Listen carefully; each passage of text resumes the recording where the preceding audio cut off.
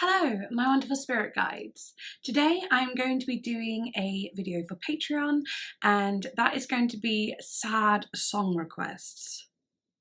I'm excited, but I'm also a little bit nervous because I might cry. I might not, but I might. And that is why I've got no eye makeup on today, because otherwise there would just be streams of black mascara and it would just be pointless.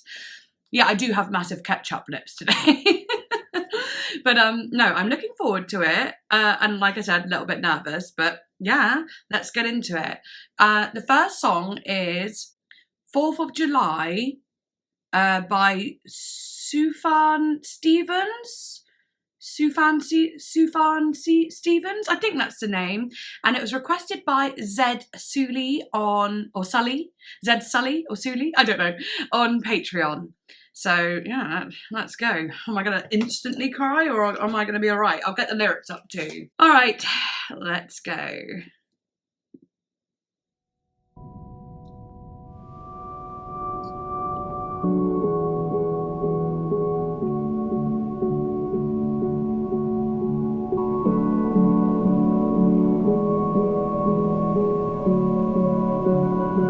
Wow, I really love the presence of it so far. So atmospheric.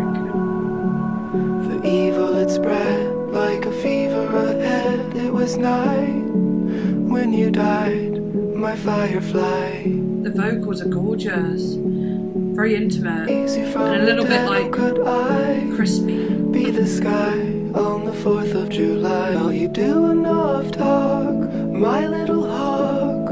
Why do you cry? We're all gonna die.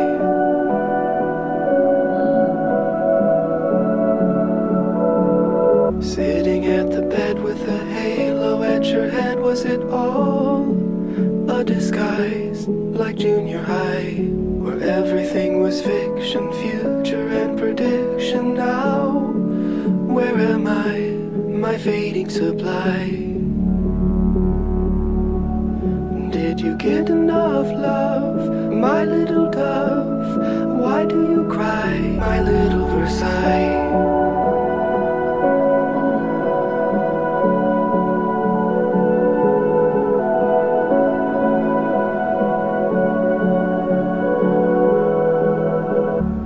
Hospital asked, should the body be cast before I say goodbye, my star in the sky? Such a funny thought to wrap you up in cloth. Do you find it alright, my dragonfly? Shall we look at the moon, my little loon? Why do you cry? Well, you do enough talk, my little hawk. Why do you cry? Tell me, what did you learn from the Tillamook burn or the 4th of July? We're all gonna die. Wow. We're all gonna die. That's like impending doom when that like bassy bit comes in. That's beautiful. That's beautiful.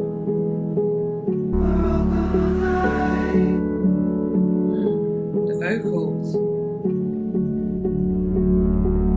We're all gonna die. We're all gonna die. We're all gonna die.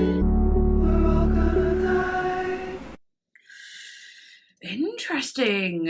So I'm a little bit like, I could kind of follow the lyrics, but I feel like there's something very personal there, something that goes beyond the surface of just reading the lyrics and having no idea about this person and not knowing who it's about and so on. But it definitely sounds like someone passing away, and you know, he's saying we're all gonna die, which is true, but I wonder why he's saying that. I might have to have a little look into it. The song is a conversation between Sufjan and his mother, Carrie, while she was dying in the hospital. Yeah, which I could definitely hear, like, you know, wrapping you in a cast, all these, you know, all the different things about hospital bed, and whatever, I can't remember it all now, but you know. Each stanza alternates between them. Sufjan spoke of this time in an interview. She had stomach cancer and it was a quick demise. We flew to see her in the ICU before she died. She was in a lot of pain and on a lot of drugs, but she was aware. It was so terrifying to encounter death and have to reconcile that and express love for someone so unfamiliar. Her death was so devastating to me because of the vacancy within me. At that point, I was only interested in communicating my love for her unconditionally. There was a reciprocal deep love and care for each other in that moment. It was very profound and healing. It sounds like maybe his mother is someone that he hadn't connected with for a while, or maybe never really had a strong connection with in childhood and so on. But like by the time she was dying, it was like all he wanted to do was express that love. Unconditional love, which is, yeah, I get that. It's funny, like I don't talk to my real dad at all, and I always think like if he was dying, what would I do? And you know, in my mind now, I feel like I wouldn't bother going to see him. I know it sounds terrible, but he's not the greatest person. But I don't actually know what I'd do. You know, maybe I would, but I don't. I don't think I would. But everyone's obviously relationship is different. But no, that's really sad. And like the whole like thought of we're all gonna die. And I think that can happen when you lose someone. It brings up many thoughts of death in general. You know, you just start thinking of like, oh my God, we're all gonna be here one day. We're all gonna have an end to our life. And yeah, it's never been more in your face than when you're in front of someone who's actually going through that already, and a loved one in particular. Very sad. And like each line has loads of details about I thought it might. I said like it feels very personal, and it feels like it's like got something deeper to just words, you know, like little words. It's not really a storytelling song that you can understand straight away. I feel like it's deeper than that, you know. So, and literally each line has so many annotations. I'm obviously not going to be able to read through all of them. I like this bit though. Sitting at the bed with the halo at your head, was it all a disguise like junior high, where everything was fiction, future and prediction? Now where am I, my fading supply? I just think that sounds so good. It makes you think as well. Was it all a disguise like junior high? School being like, we're all hiding in school, you know, and couldn't really be who we wanted to be yet in school. You're following crowds to fit in. And then he goes and say where everything was fiction, future and prediction. So yeah, like you're thinking about what you're going to do in your future and trying to predict your 5-year plan almost. When I click on that, it says, Sufjan questions if his mother was not as angelic as she appeared on her deathbed. While he was told that Carrie was evidently a great mother, she was never around much as she suffered from depression, schizophrenia and alcoholism. Tough, very tough. As a result, Sufjan had to construct a narrative and mythologize his mother. That's sad. Here he likens her appearance to junior high, where you naively think that decisions made there determine your future. Sufjan is as unsure about his mother's shortcomings as he was inexperienced in junior high. Yeah, pretty much what I've said already. And I feel like the talking bits, like, did you get enough love, my little dove? Why do you cry? Is like her talking to him. And I'm sorry I left, but it was for the best.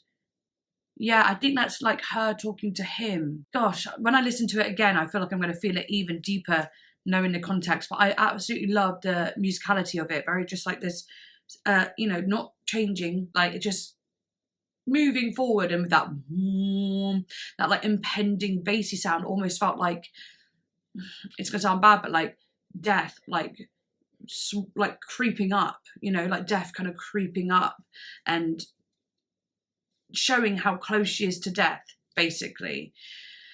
Whew, okay, thank you. That was very, very good. I really like that, and I loved the vocals. Thank you, Zed. Amazing. Thank you. Okay, next one is A Case of You by Joni Mitchell, requested by Vader's Pet Pig.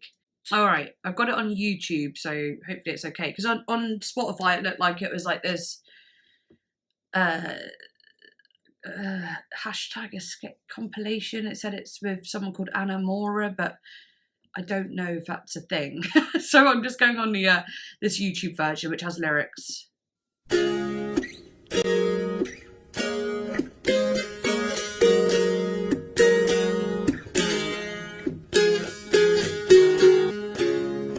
Just before our love got lost, you said, I am as constant as a northern star. And I said, constant in the darkness, where's that at? If you want me, I'll be in the bar, in the blue TV screen light. I drew a map of Canada, oh Canada. Wow.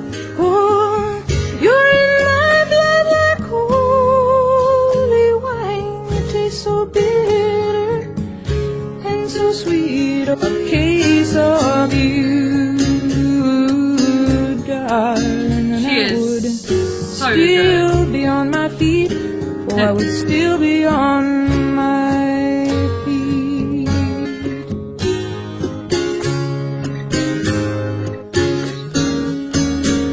I am a lonely painter. I live in a box of paints, and I'm drawn to those ones that ain't afraid. Love is touching souls. Surely you touch mine, 'cause part of you pours out of me in these lines from Her time to voice is time. actually phenomenal. Oh, you're in my blood like holy wine. It tastes so bitter and so sweet. Oh, I could drink a case of you, darling.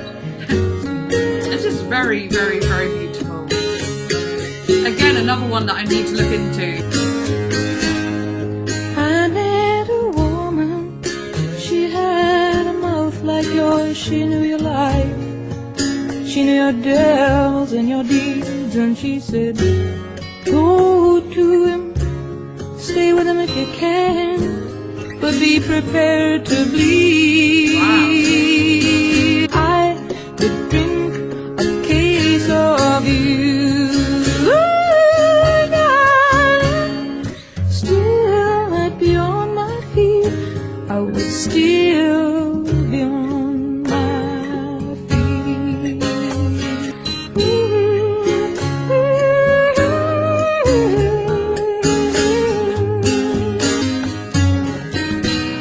Wow. Nice way to end it on that chord. Ding. Almost like leaves a touch of suspense. But yeah, another one I don't understand completely. I do understand, like, it's like she, you know, this is my first time listening. It's not like I you know, maybe if I listened to it a few more times and knew more of the songs or whatever, I'd understand it quicker, but I definitely don't. Again, extremely poetic. It is something you have to look into, and once I do, I think I'll get it a bit more. But like, some first comment on this video says, if you understand these lyrics, you understand romance and deep poetry. Well, I guess I don't. I don't understand romance or deep poetry. Oh God. Well, I want to know more. I have to know more at this point. And like, I understand little bits, like she's saying like, you are in my blood, like we were almost like we were meant to be. Or, and if it's about a lover, then it's like we were meant to be. You are part of me at this point. We are two halves of one soul, sort of thing. That bit where she goes, be prepared to bleed, is interesting. And then she's like, but you are in my blood. It's like, be prepared to bleed. Like, if you be with this person, you're gonna get tired out. It's gonna get tough. But she's saying, but you're in my blood, so like we'll be in it together. I don't know. Maybe I'm getting a little bit crazy with that, but I'm gonna look into it properly. And you can definitely hear how she's. Well, I already knew this anyway. Joni Mitchell is like one of the icons of like American folk music, but you could definitely hear how the singer-songwriter girlies of today, like such as Lana Del Rey, do you know what I mean, have been influenced by her. Another one with like, if you click on any line, there are annotations to it.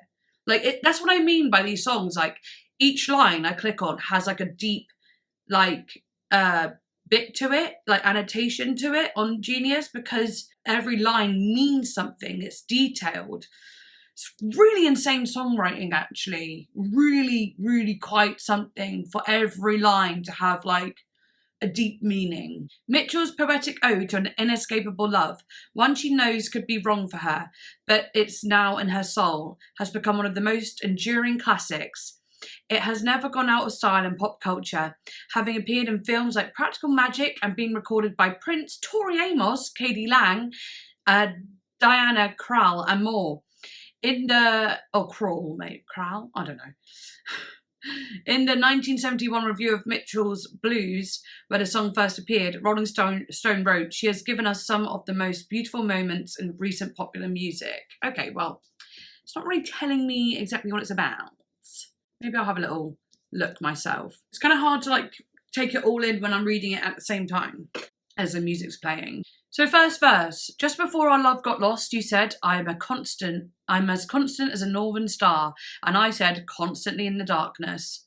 Where's that at? If you want me, I'll be in a bar. It's almost like a bitterness there, you know, saying I'm as constant as a northern star seems like a nice thing, like a I'll always be there for you, I'm loyal to you, and the northern star I'll be here, you know. But then she said constantly in the darkness, like almost like a dig, like being like, yeah, you're just always wrapped in darkness, and if you want me, you know, I'll be at the bar, like come find me at the bar. That's my northern star. That's where I am. You know what I mean? So I don't know, just like a kind of tiredness of being like, yeah, okay. Verse 2. On the back of a cartoon coaster in the blue TV screen light, I drew a map of Canada. Oh, Canada, with your face sketched on it twice. Huh. I don't know. I'm going to click that. Said here, it's interesting that she draws his face twice rather than his face and her own, which could imply that she thinks he's more in love with himself than he is with her. Oh, that is interesting. So, like, she drew a map of Canada. Did she live in Canada, or did she want to go there or something? Or was he from Canada? I'll have a look. She draws it out of homesickness or because of its association with the man whose face she's drawing on it twice. Canada, their shared home country, is an unbreakable bond between them, unlike their relationship. Oh, okay. Oh, yeah. See, this, when I actually look deep into it, it starts to make sense. Okay. Yeah, okay. Oh, that's sad, though. Oh, you are my blood, like holy wine. It says here, he's infused into an essential part of her. Holy wine is the blood of Christ, transubstantiated from the red wine drunk in church communion. Like holy wine implies that she sees something spiritual but also drug-like within him. He delivers the headlines of wine with its dangers and intoxicant. Yeah, and also when she said, oh, and I would still be on my feet, though, this is something that I thought when I was listening to the song, you know, I could drink a case of you, darling, but I'd still be on my feet. It sounds like, but I could never be lost in your love. Like, you know, there's something like, I'll never be fully intoxicated by your love because your love isn't as strong as I want it to be. And I swear I thought that whilst listening, but obviously I didn't have context to everything else. I was like, I can't just throw out a random thing like that. And then, you know, because it might not be that at all. But I still don't know if it's that, so I'll have a look. A case is 12 bottles of wine, at least in the UK. That's serious quantity of refreshment. She's saying that if he's the equivalent of wine, then she could take a great quantity of him and still be able to function. The phrase is also open to sexual interpretation, but it's more about emotion and spirit than about sexual activities. Yeah. I definitely didn't see a sexual thing in it. I mean, I could see why, but I wouldn't in the context of the song. Has she become so inured to his intoxicant-like powers that he doesn't affect her much anymore? Yeah, like I was saying, yes. I'm like, oh yeah. Okay. Oh, I am a lonely painter. I live in a box of paints. I'm frightened by the devil, and I'm drawn to those ones that ain't afraid. Okay. So she's saying, like, you know, I just paint. I'm a little bit of I live in my own little world, like I'm very reserved and shy, maybe introvert. And she says, I'm frightened of the devil, being like, you know, a little bit timid, but she's drawn to the ones that aren't afraid, like to counteract her fear to those who might protect her, I guess. It says, I met a woman, she had a mouth like yours, she knew your life. Like, that sounds like it, like his mother or something, or maybe someone, like a fortune teller. But no, but she had a mouth like yours. That means she spoke like him, or maybe an actual, you know, physical attribute. She knew your devils and your deeds, and she said, go to him, stay with him if you can, but be prepared to bleed. Sounds like a family member who knows what he's like, if that makes sense.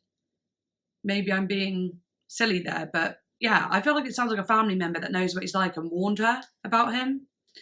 Wow, okay, that is extremely poetic and beautiful. I'm just going to turn my heating down because I'm starting to actually feel like a roasted hog. Horrible. Yeah, that is like, I'm really glad I looked into lyrics actually, because it just got so much deeper. And I love lyrics like that where they're cryptic in the sense that like you can't understand it straight away, but when you really look and read it on your own without like the music playing or whatever, you can understand it quite clearly. Because most of those little bits I read, I just came up with my own interpretation first and then read. So I was like, oh yeah, it does make sense. I really like that though. Beautiful song. I can't wait to hear it again. And her vocals in it. Her vocals in any song she's done, to be honest. You know what? I don't think I appreciated Joni Mitchell as much as I do nowadays. When I was in college and uni, we had to do a whole like folky segment, I can't, semester, whatever you want to call it. And I really didn't like doing folk music. I was like, ugh, how boring, which is hilarious, seeing as I'm like, love Lana Del Rey and her stuff is quite folky now. And you could see how Lana Del Rey's, you know, lyric writing is similar in like the storytelling ways and the different meanings behind each line. It's just like, I don't know, just very similar. It's actually quite crazy. I didn't appreciate folk very much when I was younger, but obviously as time has gone on, I've realised how absolutely fantastic it can be, which I'm really happy about. All right, now we've got Silver Soul by Beach House, and it's been requested by Joey. All right, let's go.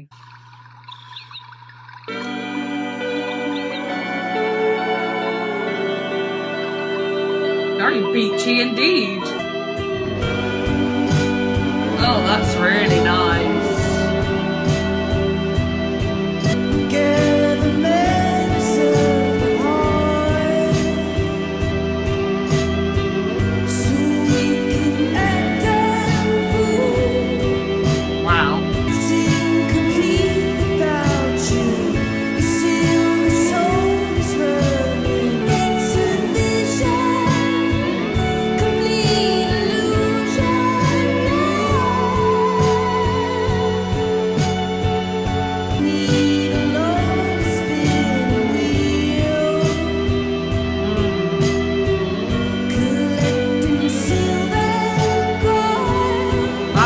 Vocal is insane as well.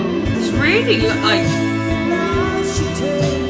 blended into the mix. In fact, it's a little bit lost in the mix, but I don't mind that.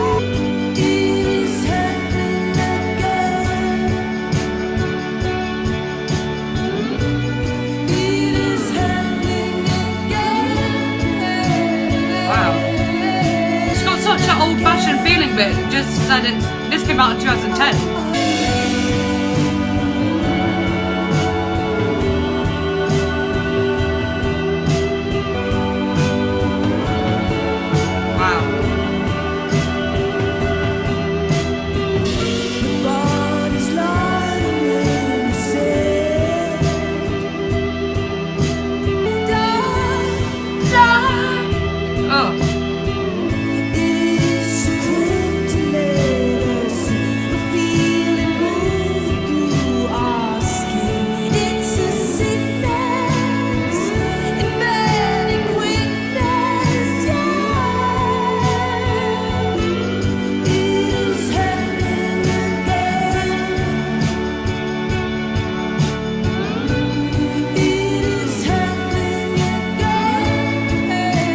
Wow.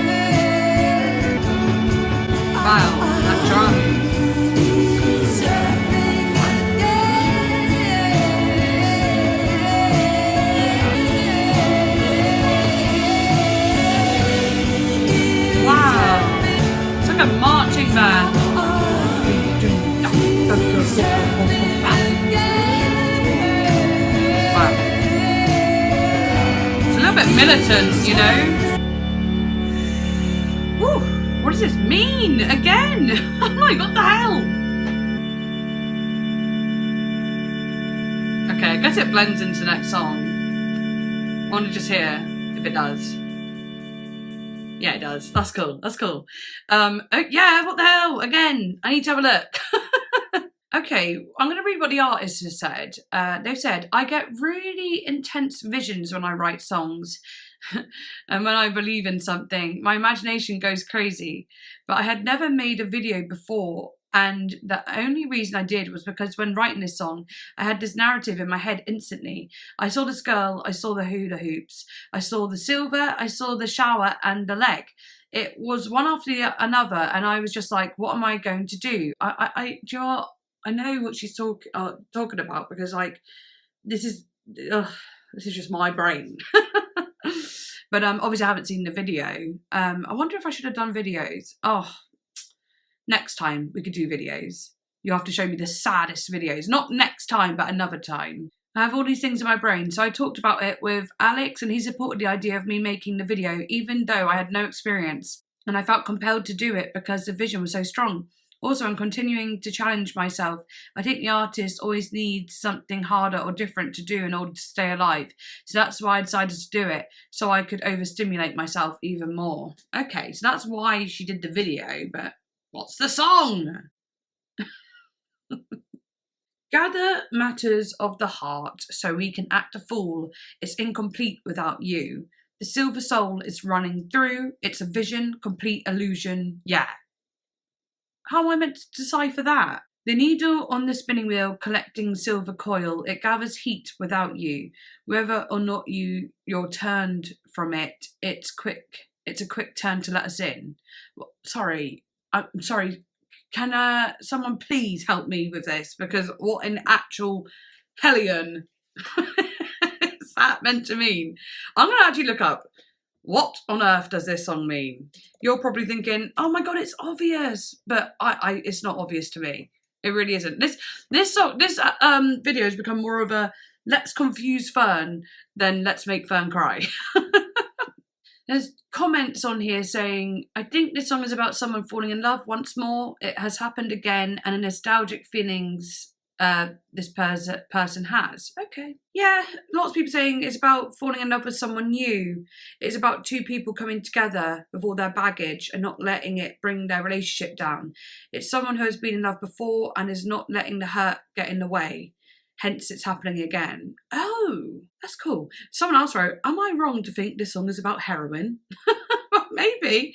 I guess there's lots of different interpretations. It's not always about getting it right. It's about, you know, feeling and determining what it means to you. Maybe I should look at it more from that angle, actually. Okay, John, I'm going to try and go for it in my own little way. Now I've got a little bit of a idea. Gather matters of the heart so we can act a fool. I guess like any matters of the heart, you know, it's like an old-fashioned saying of like, oh, why are you sad? Oh, it's a matter of the heart, I'm afraid. You know, or it's very much like I'm in love. You know, basically gather the feelings and bad feelings to do with love and let them go, you know, and let them just go so we can act a fool, so we can basically fall in love again and be foolish and joyous and fall in love. It's incomplete without you. The silver soul is running through. It's a vision, complete illusion, yeah. It just sounds like like a soul in general, like a ghost. It's a vision, but it's an illusion. Like, I don't know if I can ever decipher that. It says here, if I click on it, here it seems like she has an encounter with her lover. However, she is in denial and tries to explain it's just an illusion. Maybe it's like her being fearful. Like, oh, you know, maybe it's all an illusion. I don't want to fall in love instantly. And you know what I mean? Like, I'm scared that this isn't real or something. The needle on the spinning wheel collecting silver coil. Here it says this is possibly referencing a record player spinning, while the needle that plays the music picks up the vibrations from a record. Or this could mean a spinning wheel or spindle. That's how I imagined it, like the spinning wheel and like Rumpelstiltskin. But then it goes on to say it gathers heat without you, whether or not you're turned from it. And it says, even though he isn't physically present, she feels the affectionate connection with him. So it's someone that's kind of far away, like maybe not, you know, because in some ways I was thinking of it being someone who's died who she's in love with. I don't know if that's like ridiculous, but at first that's what I thought. Like Silver Soul and Illusion, maybe it's like still being in love with like the soul of someone who's passed away. I don't know. But then, yeah, of course, it is happening again. Makes sense of like, oh my God, I'm falling in love again. I'm really falling in love again. And it could be a possible Twin Peaks reference as well. Victoria said, David Lynch is one of my favourite American filmmakers because he's all about that flip side. I love him to death, and not to be really corny about astrology, but I'm a Gemini, so I'm very dual. I have a Gemini moon, so I get that. I love something and I hate it at the same time, so that probably comes out in the lyrics. Yeah, it's almost like saying it's happening again. Like she's like happy it's happening again, but it's also like, oh, freaking hell, it's happening again. But yeah, okay, I kind of think I get more of the gist of it now. I'm not going to go into every different one lyric. God, this video has been going for 44 minutes, mainly because I've just been trying to understand the lyrics of these songs. And how many songs have I listened to? 3 or something. How many songs have I done? Hang on. 3. Literally 3 songs, and I'm 44 minutes in. What have you done to me? You've got my brain working on overdrive. Bloody hell. Right, okay, I am going to move on then. But that was a beautiful song, even if I didn't get it straight away. The musicality was gorgeous. It had a very like old, like maybe 60s, even 50s sound, and it had like a very almost psychedelic, but not really psychedelic, but the same qualities of a psychedelic song where it just progresses and it has like almost a glistening sounds and like liquid gold sounds, which is really cool. But yeah, next song I'm going to do is Holland 1945 Neutral Milk Hotel, and this was requested by Tab Jaguar. They've also said this song has the largest dichotomy of lyrics to music I've heard. I consider it lyrically one of the best songs ever written, but the music and voice are an acquired taste. You'll want to put up the lyrics as they're tough to make out in the song. This is hilarious. I get it though. If you want to give someone a sad song, the story has to be there. You know, you can't just go give me a song that's like, oh, I'm really sad, and say it's a sad song. You know, the lyrics have to have something meaningful. Not always, but I get why this is a thing. You know, I find this actually quite hilarious that this video has become a lyrically charged, very, you know, let's analyse lyrics and just be totally rubbish at it. But anyway, the album it's on is one of the most important and divisive in modern music and defined a whole generation of indie rock. The lead singer is complicated. The album has a very strange theme about his belief he was born to be with Anne Frank. It all sounds absurd and kind of is. Oh, sorry, knocking things over. But it's still one of the best albums ever recorded, in my opinion. Okay, interesting. Well, talking about absurd, I went to see a play last night with my friend, and it was a play called, it was written in 1957 by, God, what is it called? Harold Pinter? I'm not sure.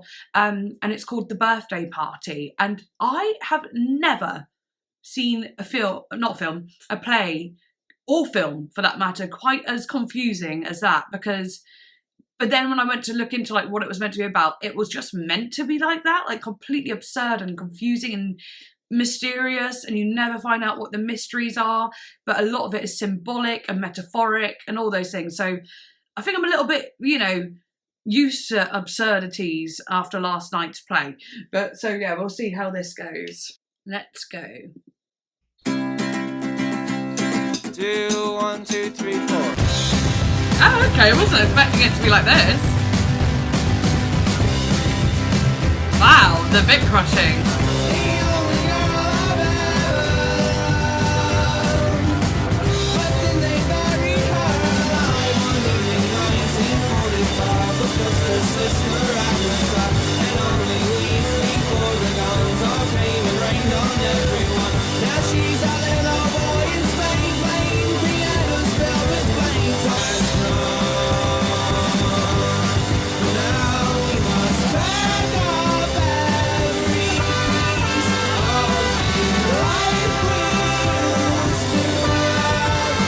I like the sound of this a lot.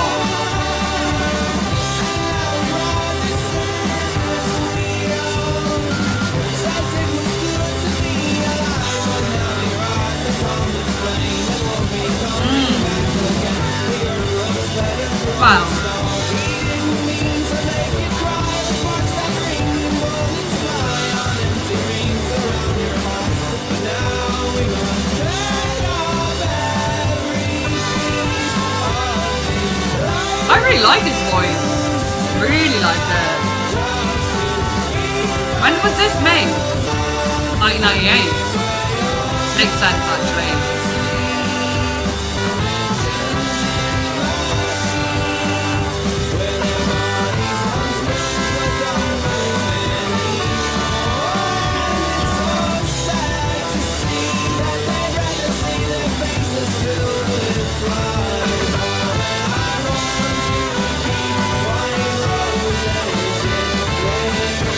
Wow, quite beautiful lyrics in places actually, very visceral.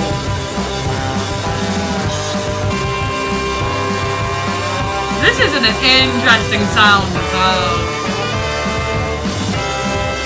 So clustered, so those like, you know, like trumpet sounds.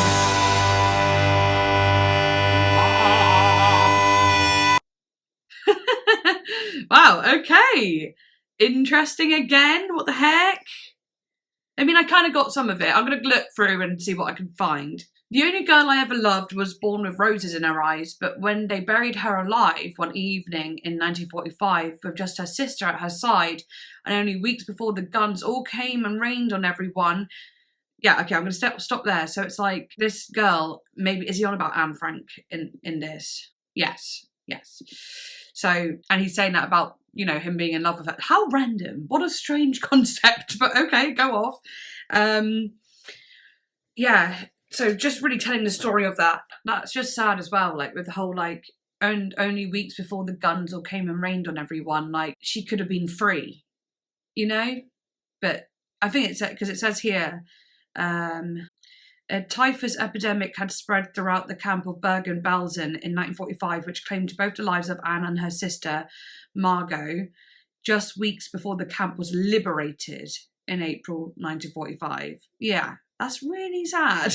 Oh my God. I've not actually read Anne Frank's diary. I've always meant to, but I just haven't done it. It's so weird. I just haven't got round to it. I guess I don't know if I want to go through it, like feel too sad, but who knows? But yeah, I don't know. I would love to go to the house though. I'd love to do that in Holland, isn't it? In Amsterdam.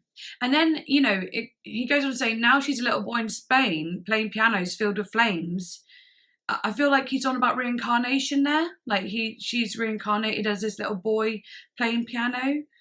That's an interesting thought and also not a horrible one, quite a nice one actually. So it says here, when I click on the chorus, to pick up every piece of the life we used to love refers to one's mind longing for their early life through a lens of nostalgic daydreams, clinging onto those memories and using them as a means to continue to live, for the beauty of those little moments is a gift in life. This is not only a song about Anne Frank, but also about reincarnation. The chorus is referring to trying to keep enough of you and your spirit so that you can carry it on with you after death and subsequent reincarnation. Oh, gorgeous. And yeah, we kind of talked about reincarnation just now, which I picked up on. So yeah, that's nice. This bit interested me too, like, and now we ride the circus wheel with your dark brother wrapped in white. Says it was good to be alive, but now he rides the comet's flame and won't be coming back again. The earth looks better from a star that's right above where you are. That's actually really beautiful. Really, it's actually giving it such a warm, like, it's giving it a positivity to death, you know? Being in the star, looking down on earth and it looking more pleasant. It's like a sense of bliss and calm, actually. But it says here, this entire verse is about someone who's lost someone to unaliving yourself.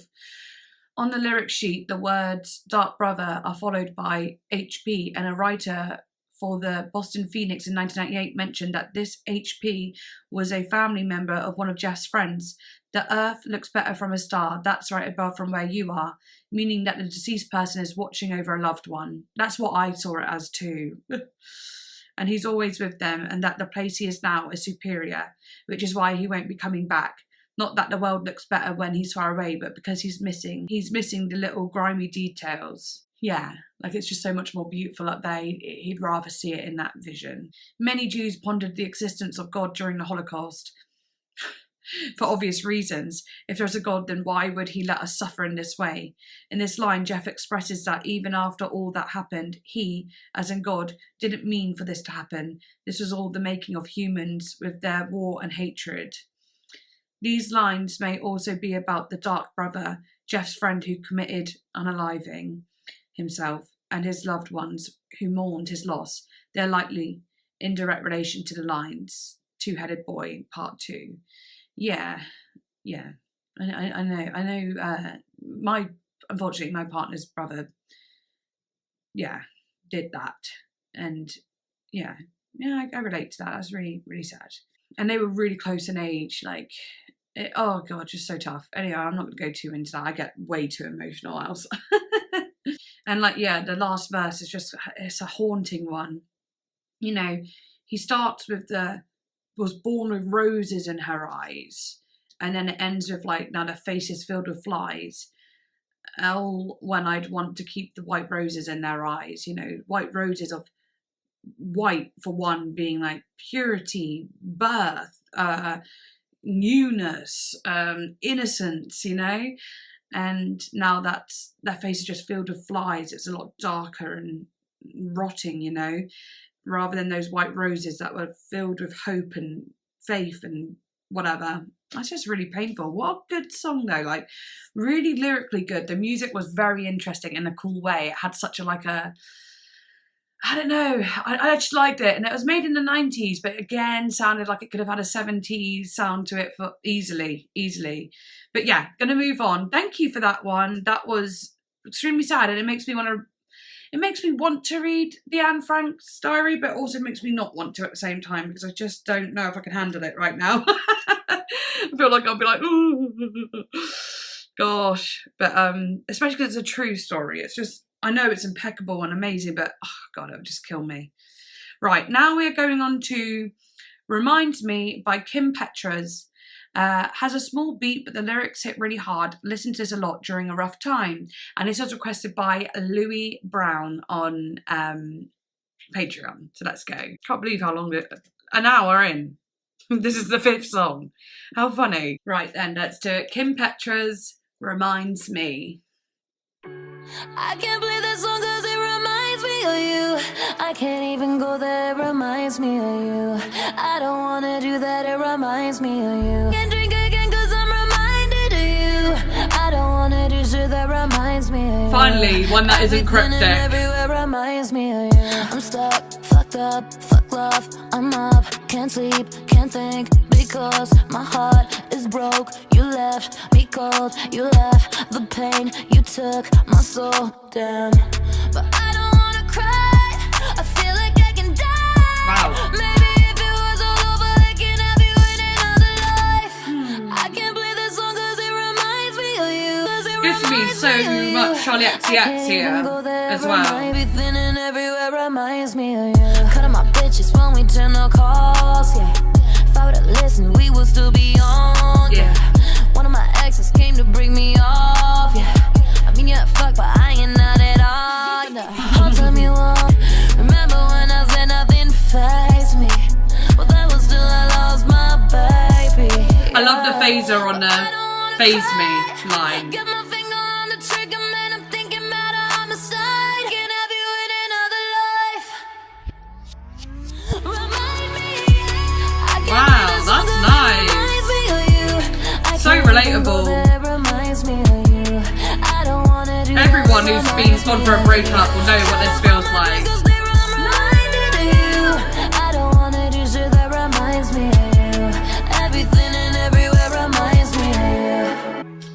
Yeah. I love how just blunt that is. It's just, again, not cryptic. And I love the cryptic ones. Oh, I love the cryptic ones, trust me. But this one, it was nice to have a break from the cryptic ones. But this one, oh my gosh, just feels so it's this is heavily, and with it being a more pop song, it deserves to be a bit more relatable in an easy way. And it, you know, very simple. I can't play that song because it reminds me of you. It's something that everyone has gone through. I know it so well, and sometimes those feelings can last for a long ass time. But no, I really liked it. I liked it a bit when she said, I mean, yeah, I fucked, but I ain't nut at all. No. That bit was a little bit funny. But also, I understand it. Again, it's relatable. It's like, yeah, I've tried to, you know, go out there and sleep with other people, but it didn't feel the same, basically. You know, I've tried to do all these things, but it's bloody hard trying to get on with their life, but it's just like, it just won't work. It's just, yeah, again, just, there's not too much to say about it, but the fact that it's like, it's obvious what she's saying. And like, I love that though. And I love that like the beat was, there was a beat there, but it wasn't too hard. And it was very much about trying to get these feelings off her chest. And the vocals really did soar in such a good way, very Charlie XCX way. And I do like the clever bit where she says, I said nothing fazed me. And then literally you could hear a phaser sound like, you know, coming in on that little bit. I like little details like that. That's really cool. Yay, thank you, Louis, for that one. So this was a short little moment, wasn't it? Compared to my 2-hour-long ones I've been doing. Right, okay. Next one is called Neon Love by Karmin. And this was requested by Tom. All right, nothing has quite made me cry yet. The Anne Frank one, when I was reading bits of it, I felt a little tear brew in my eye. I can't lie. But I shut it down quite quickly. But yeah, none have made me actually cry my eyes out yet. Let's see. Neon Love, Karmin.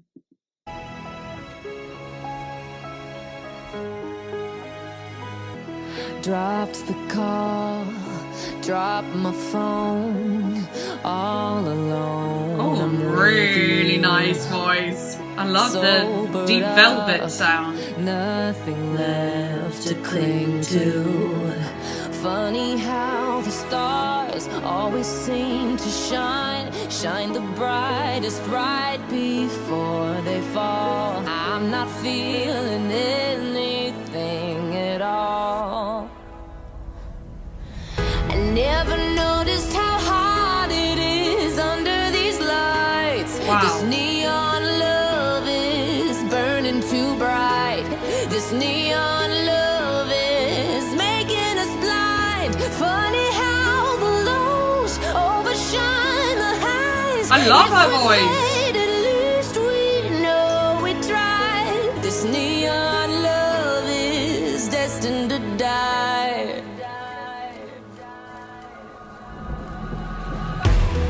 Salty lips, drunken kiss. And this is Karmin. The other person was called Amy Noonan. It'll all be done soon. Right. Funny how the stars always seem to shine the brightest right before they fall. I'm not feeling anything at all. I never noticed how hard it is under these Wow, I like the beats. This neon love is burning too bright. Should've known from the start of it. Baby, don't cry. This neon love is That's sad. That is sad.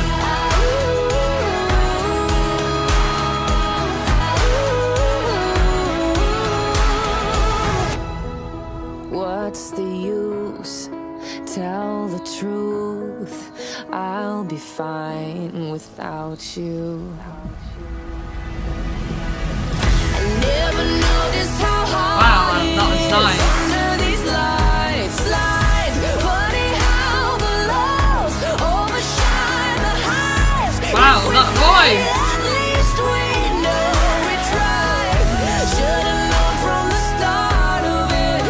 That vocal in the back there. This neon love is destined to die. Wow, yeah, another one that wasn't really cryptic, but really gorgeous vocals. Are very much like a big pop song is how it feels, you know, but you know, like a ballad really. But it sounds like about a love that is like, you know, the big, like, when you first meet, it's like this big firework, and with things like that, like the love that is always like massive, it will always fade out, a bit like a shooting star in a way, like how a star, it like gleams into existence and then just, you know, fades out again. Interesting about, it's kind of sad though, it's almost like, it's like predicting the end before it's ended. There's a little bit of wariness in there, a little bit of like a, I know this can't last, which is actually really sad. You know, funny how the lows overshine the highs. That's so true. Like whenever like dark or bad things happen in a relationship or anything in life really, people could feel like, so if you had like a brilliant evening and then like one bad thing happened, a lot of people could think of that bad thing and it'll like overshadow all the other good parts. But this is about the relationship, of course. And then if we fade, at least we know we tried. In a way, that's like being like, you know, if our light, our neon love starts to fade, at least we tried. We really tried. And in a way, when you have like a neon love, if you want to put it that way, they don't usually fade. They normally end in a bang, you know. They normally like, it's so terrible happens with a big love like that. But so in a way, if it fades, that's better than it bursting. And it's interesting, it says, had the moon, but I wanted you. It'll all be done soon. Like, I had it all, but I wanted you. I wanted you, which is something a little bit more risky, and it'll all be over soon. Something like that. But yeah, wow, that was really powerful and really beautiful, actually. Yeah, thank you. Yeah, I was just trying to think of a song that a sad song that I remember, but like a lot of the sad songs that I have listened to, I've already reacted to, like are songs that you've shown me. I feel like I've never really went out my way to listen to loads of super sad songs. I have loads of friends that like love sad songs, and like, even though it's kind of hilarious because I love all my sad girl music, I mean, kind of very hilarious actually, but I'm just trying to think of like a song that made me feel sad when I was younger, you know? I'm thinking of my stepdad and like songs I've heard from him. This was actually, so this song is by, this song is by Travis, and the song is called Blue Flashing Light. And funnily enough, I was talking about hidden tracks the other day, and this was a hidden track. So yeah, I just want to hear it and see what I think of it again, because I can't remember. But I feel like it was sad and I used to love it. But now let's give it a go. Okay.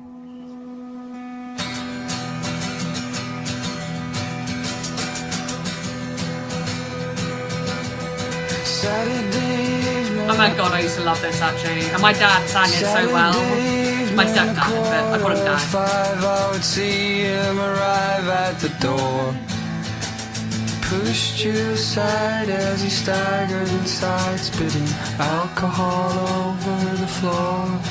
As I look at you from the shore, so you better hold on, 'cause it's Saturday night and your friends are all out, and you feel like shit 'cause they never called you, never called, never bloody ever call me your name and I'll hit you again. You're a slut, you're a bitch, you're a whore.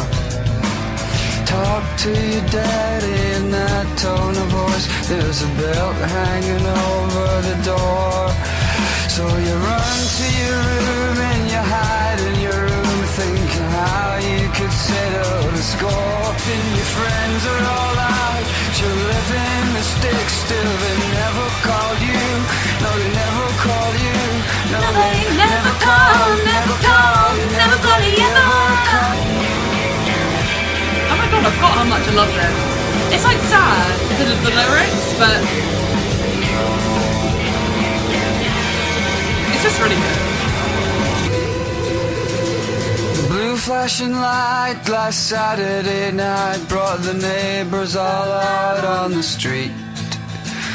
We watched as the firemen carried you out, then we stared at each other's feet. Everyone sees and yet nobody says, are we all just afraid of the heat? But it's Saturday night and I'm lying alone in the bed that I made. Disconnected the phone, still they never called you, no never called you, no they never called, never bloody ever call.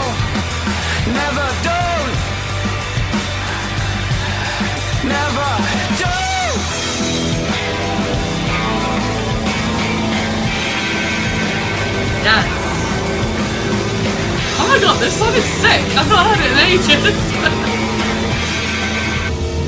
Isn't it mad that that was a hidden track? Right, I'll stop it now, but that's crazy.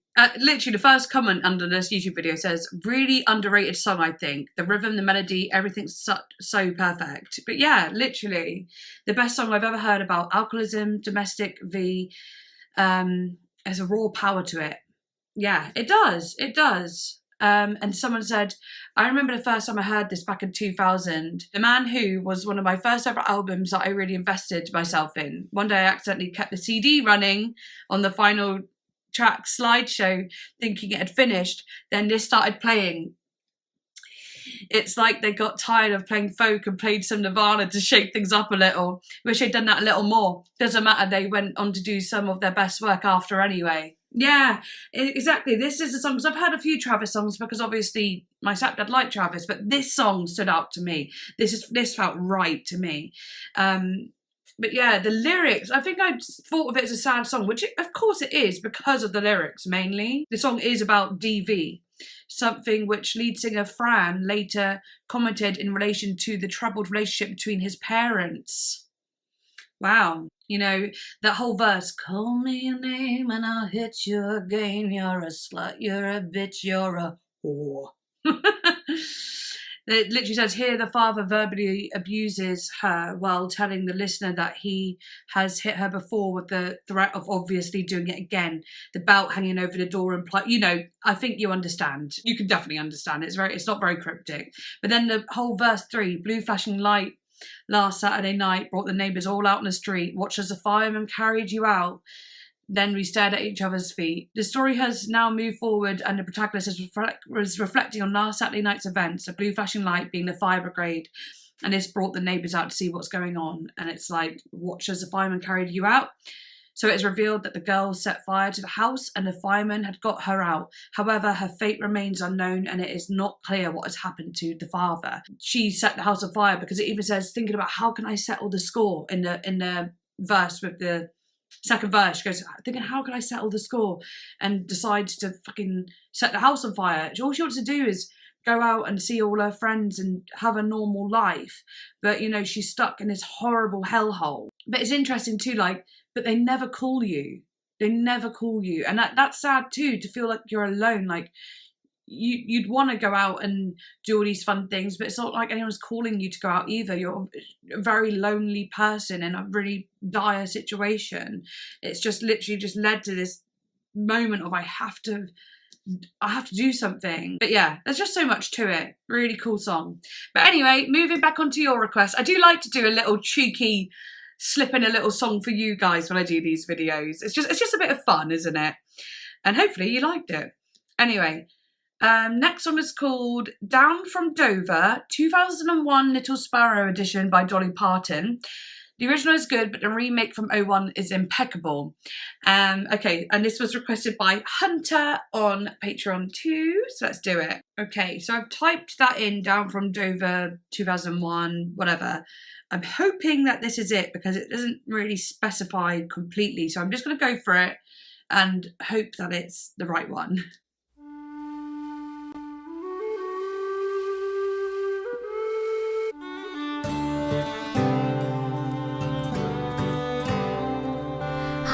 This dress I'm wearing doesn't hide the secret. She is amazing. When he left, he promised me he'd be back by the time it was revealing. The sun behind the clouds just cast a crawling shadow o'er the fields of clover.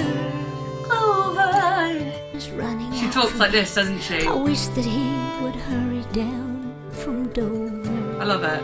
He's been gone so long. When he left, the snow was deep upon the ground. Deep upon the ground. At any time, a tiny face will show itself, 'cause waiting's almost over. But I won't have a name to give it if he doesn't hurry down from Dover. Oh my gosh. From Dover. From Dover. My daddy said if folks found out he'd be ashamed to ever show his face. My mama said I was a fool. She did not believe it when I told her. Oh my gosh, this is so good. Soon he will be coming down from Dover. Dover. I found a place to stay out on a farm, taking care of an old lady. She never asked me nothing, so I never talked to her about my baby. Is it like a lover that she's not supposed to have or something? I sent a message to my mom with the name and address of Miss Ella Grover.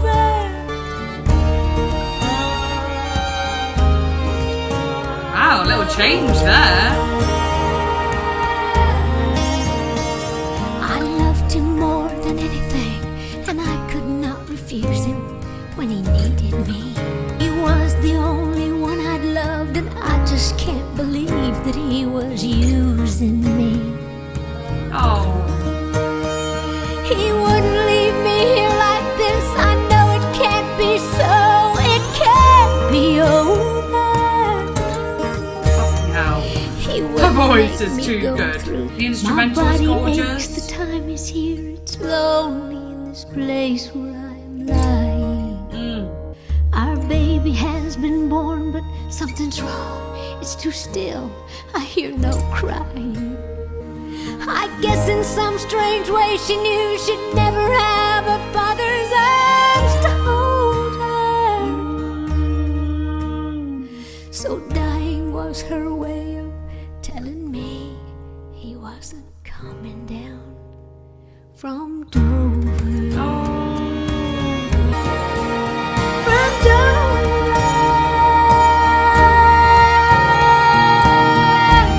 That's sad. Down from Dover. Oh my gosh. Okay. Incredibly beautiful, the instrumental. Very crisp, very like beautifully produced with all those guitar sounds and like, what was that? Was it a violin? I mean, you know what I mean? Like very, just really neatly done for that style of music too, which I actually find would be quite hard to make sound as rich and stereo, and in the sense that like it had an atmosphere. Anyway, I really like the sound of the production, and then her vocals, Dover, no, all the little trills and country sounds, but just her tone. Oh my gosh, do you know what? Like, I don't know a lot of Dolly Parton songs, but I got on a really big Dolly Parton kick, like maybe a couple years ago, maybe last year, where I just could not stop watching her interviews. Like I just couldn't stop because I just found her absolutely fascinating and like such a relatable woman. Like, oh my god, she's so cool. I love her so much, and stunning too. But anyway, no, that whole song, like in the first bit, I think I was focused on the music a lot, and then as I started to really listen to lyrics, I was trying to understand. So I'm going to go back to the top again just to get the lyrics in my head. Yeah, it's just saying like it is about like, oh, you know, when he left, he said he'd be back, and you know, she spent all this time waiting for him. He's been gone so long now. When he left, the snow was deep upon the ground, and I have seen a spring and summer pass. And now the leaves turning brown. Yeah, oh my gosh. And then, and any time a tiny face will show itself, and that's of course the baby, because waiting time's almost over. But I won't have a name to give if he doesn't hurry down from Dover. It's just waiting. It's just a story about a man who's, you know, pumped and dumped. Awful phrase, but it's kind of true. You know, he's done his thing and buggered off. And she's left, and she's pregnant, and she's hopeful, waiting for him to come back. You know, she believed in his words. And then the story ending on the fact, like, you know, well, her parents being ashamed of her, being like, oh, maybe she was young, maybe not in wedlock, you know, sort of thing like that. But yeah, oh my god, the storytelling is astonishing. I really want to hear more from Dolly Parton, especially if there's songs like this. But yeah, the ending with the baby not actually, it being a stillborn at the end of the day, and like that being almost like a message to tell her that her lover isn't coming back either. it's an end of a chapter. It was never meant to be. But what an awful scenario, and one that actually is probably happened. Like, not only today does it happen, but like definitely before the internet and stuff like that, where, you know, you could only really write letters and so on. So, and before telephones or whatever you want, you know, you don't know where someone is. You can't, you know, you just don't know where someone is. There's no social media or anything, and you're just waiting for them, and there's no way to get hold of them. That's mad to think about. That's sad, mad, all sorts. Yeah, wow, beautiful song. Thank you. I did really enjoy that. Thank you, Hunter. Thanks. Okay, next song we've got is, well, actually, we've got a couple songs requested by Kat, because basically she's missed out on the other song request ones for like a couple of them, I think. So we're going to do a couple for Kat because, you know, I don't want anyone to miss out. Okay, I think one of them's quite long. But anyway, this one's called Banshee Beat by Animal Collective. Yeah, it's 8 minutes 22, so buckle in. And then the song after that will be a Kate Bush song called Moments of Pleasure. Interesting. But yeah, let's do this. Right, I might get my sunnies on. It's not very sunny, but it's definitely bright.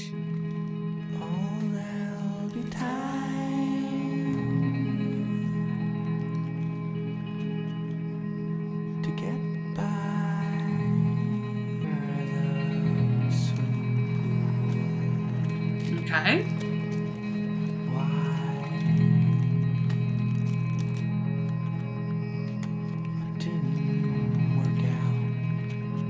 No wonder it's 8 minutes long. He's dragging out these lines. It's quite beautiful. Really lets you sit with it.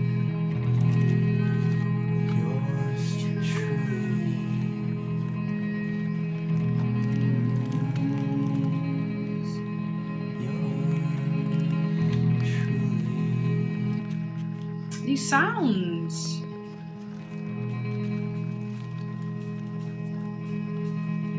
I'm trying to figure out what it's meant to be.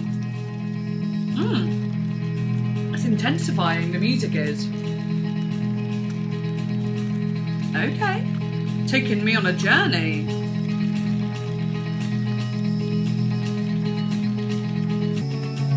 Okay.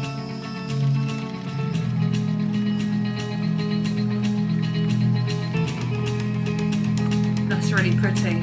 I can really picture woods.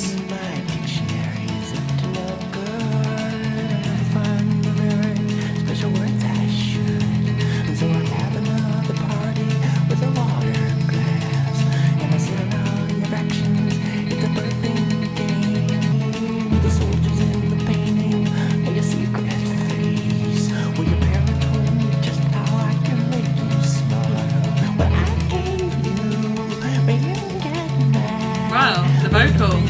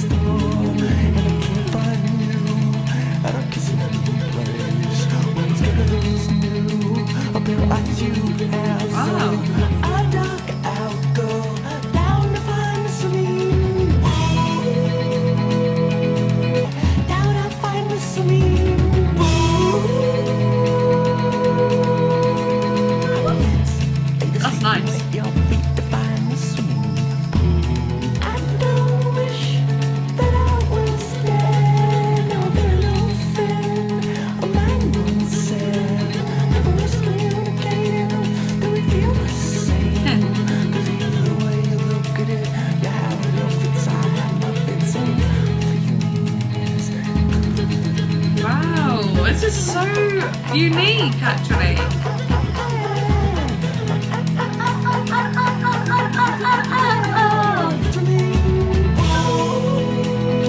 I love that.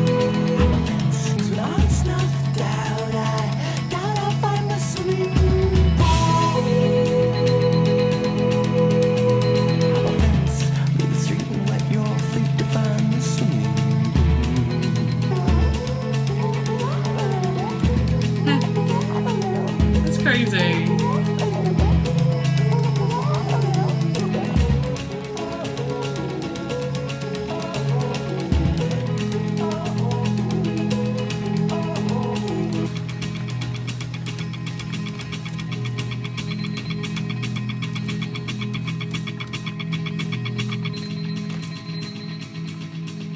Okay. What an interesting and really cool song. I love the vocals. I love the way it was sang. I love the way it really is like a building drone for sure. Progressing. And look, we're left on the rustling sounds. It sounds like things like floating on, like plastic bottles floating on water or something.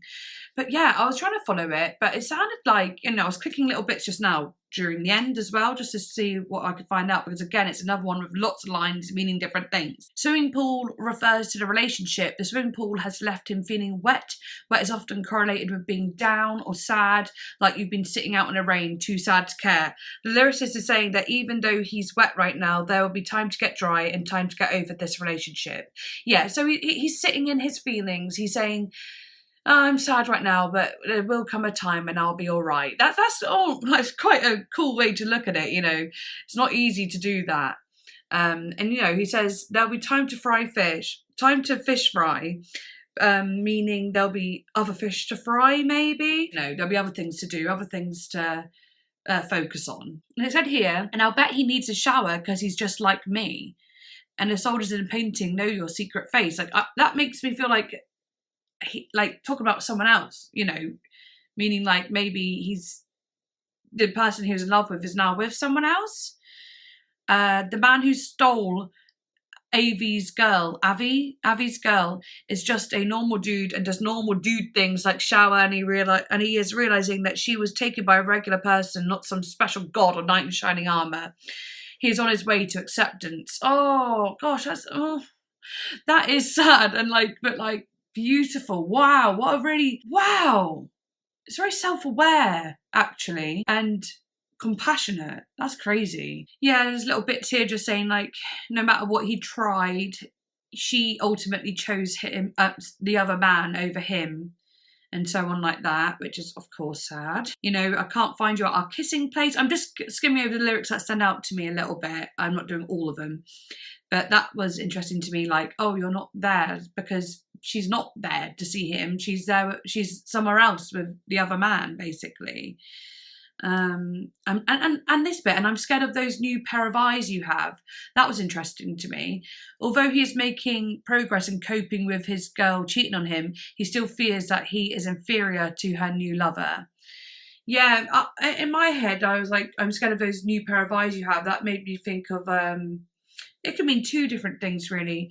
The new pair of eyes you have, as in, like, you know, your eyes aren't for me anymore. Your eyes are for someone else. Like, you know, you've got eyes for them. But then the new pair of eyes you have, like, I also could mean the other man's eyes. I don't want that other man looking at me or looking down on me or getting jealous if I want to see you or something like that. But it probably isn't that, but I don't know. But yeah, on the whole, basically it's a song about someone loving someone else or being cheated on, basically, which is just really sad. And I actually thought it was a very beautiful song, though, altogether. I can't wait to hear these again with more, now I get the context after, and, you know, in editing, just be like, oh God, I really feel that on a deeper level. Now we've got, yeah, Moments of Pleasure by Kate Bush. Let's go.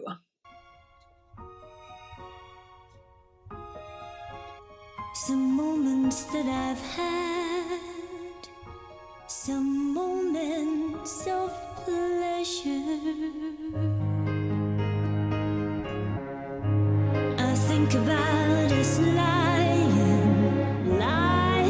on a beach somewhere, diving off a rock into another moment. Beautiful. The case of George the Wine. Oh God, I can't stop laughing. It isn't funny at all. Oh, but we sit up all night talking about it. Just be alive. It can really hurt.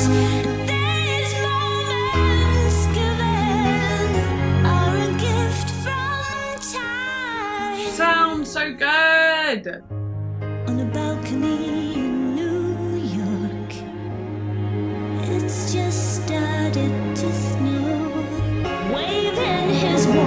mistake, but he isn't well at all.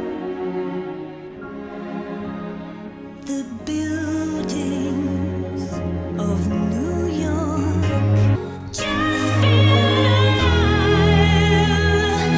It could really hurt. Yeah.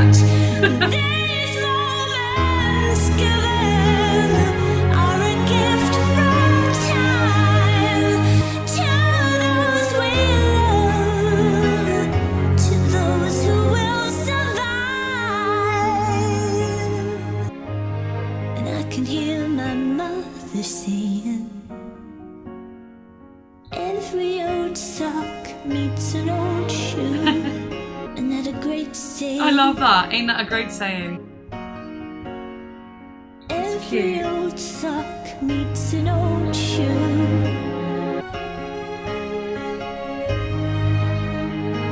Heed their mooring,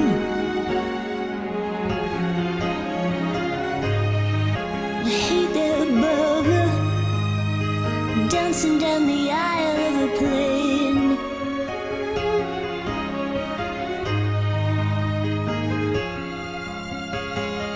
Smurf playing his guitar refrain. Heed their Teddy, spinning in the chair at Abbey Road. Heed their Michael, do you really love me? Do you really love me? Heed their Bill, do you turn the lights on?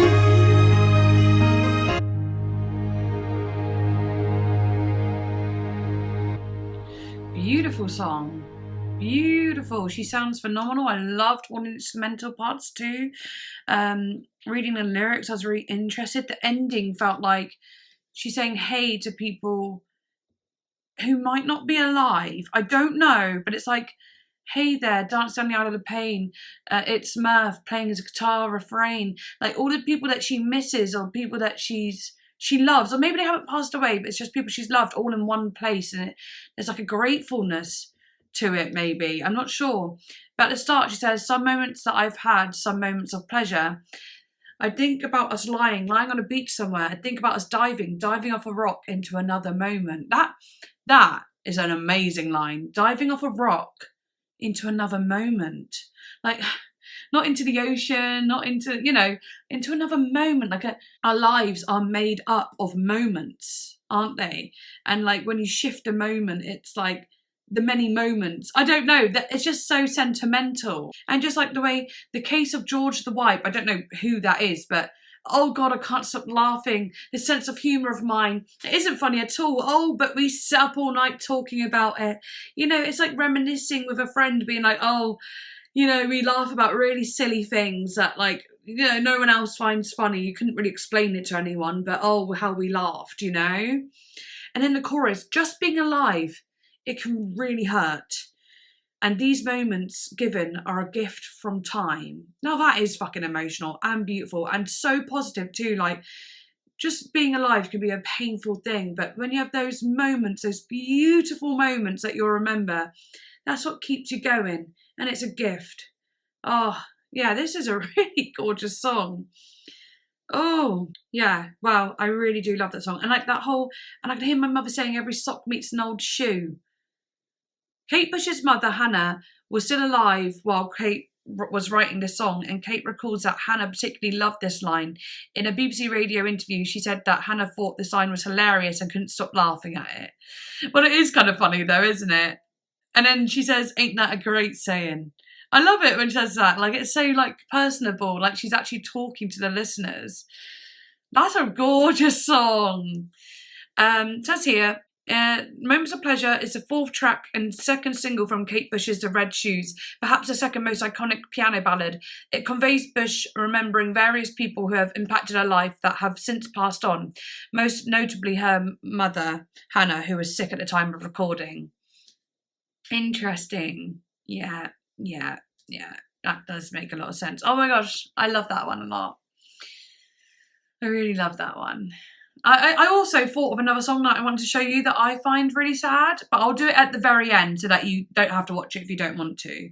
I'm just enjoying it. I'm having fun. I know I've been recording for literally 2 hours now, but you know. And yes, you know, my back is hurting and my eyeballs are frustrated by the light as I am a vampire, but I am really enjoying myself. So thank you for this.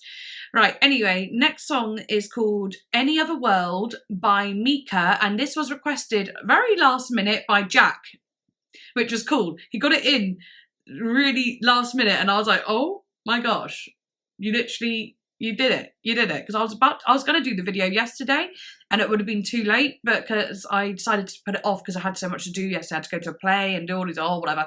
I did another video yesterday, and oh gosh, all sorts. But yeah, kind of lucky it worked out like that. Right, Any Other World by Mika. Let's go.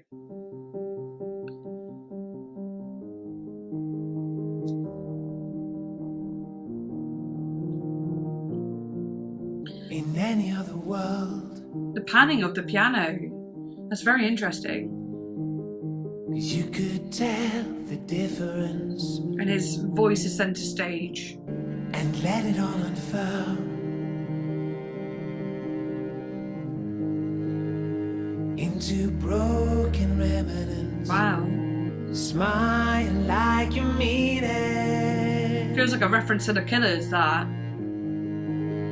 and let yourself let go, 'cause it's all in the hands of a bitter summer. Oh, Say goodbye.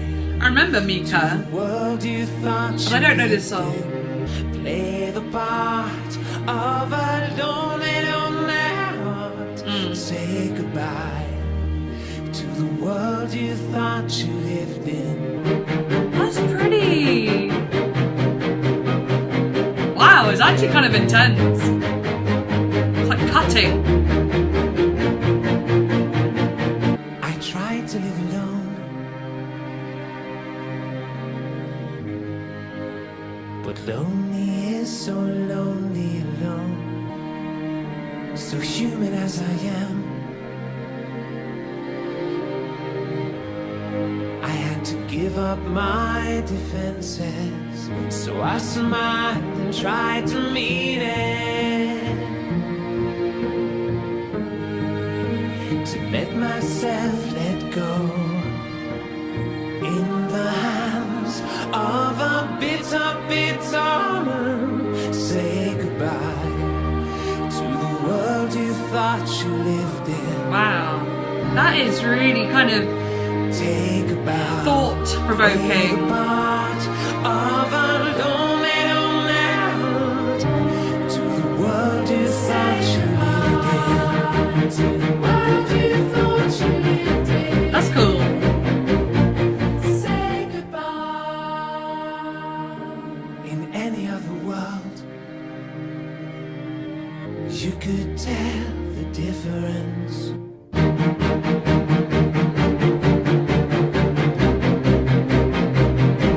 That is so intense. Oof. Okay. Interesting.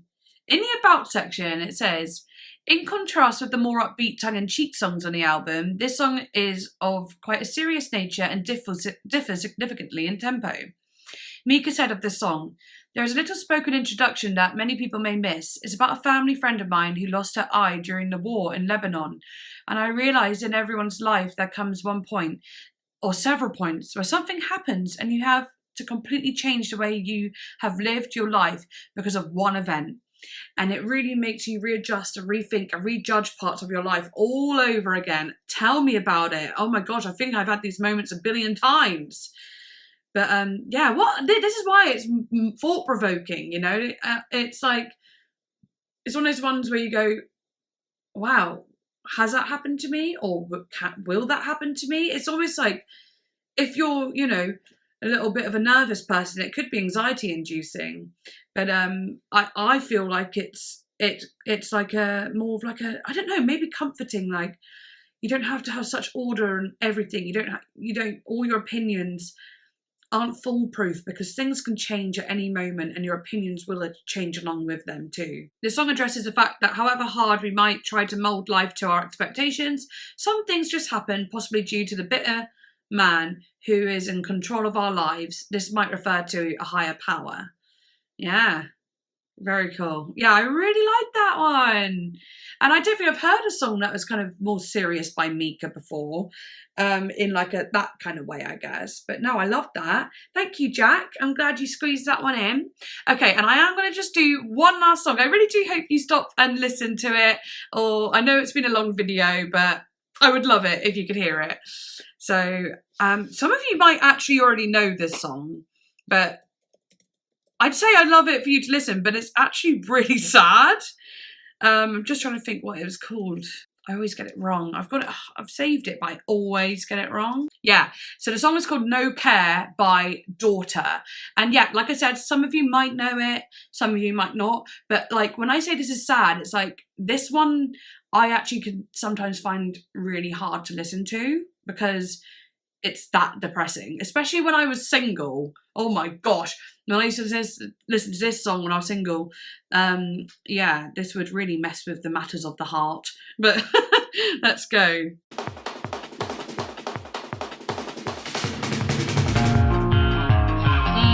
Sounds so good though. No one asks me for dances because I only know how to flail.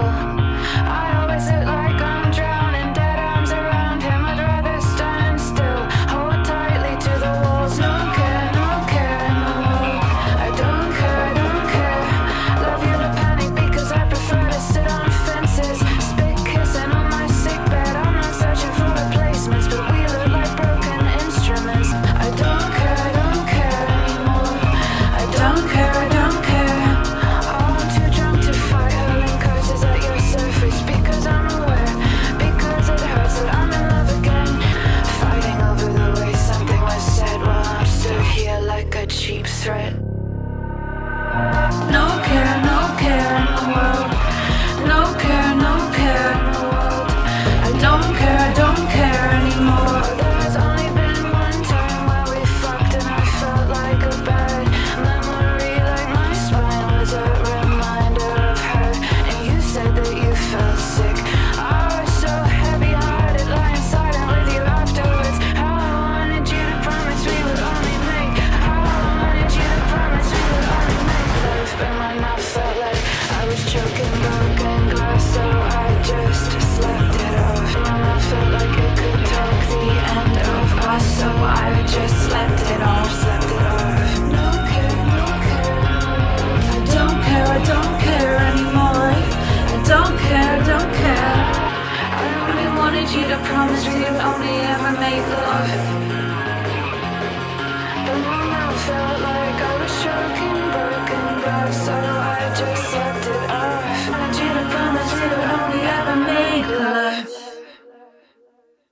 Oh, that one gets me. I don't know what it is. It's just dark. There's like darkness to it. Here it says, well, Elena and Igor have said about the song, I've not really come across many songs that deal with sex in a way that is lonely or a bit off, explains Tonra.